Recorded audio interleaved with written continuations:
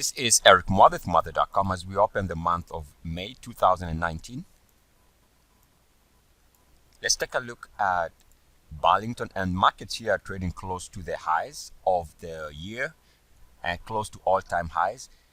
But if we take a look at Burlington here, we can see one thing we can watch for the new month is where it is trading in relationship to its RSI. Right now the RSI looks like it's potentially gonna be testing again the 69.1 level. So we know that anything above this level would be bullish. Failure to hold above 69.1 would be bearish. And the other thing we can watch is the all-time monthly closing high as a level to watch there, and that is at 171.71. So in theory, anything above this level, in other words a monthly breakout, would be very bullish.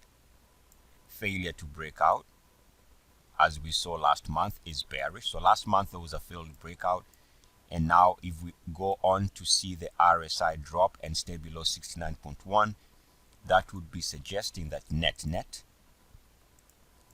the next meaningful direction for Burlington is down. Again, a failed breakout would be a red flag, and failure to hold above RSI 69.1 would also be a red flag.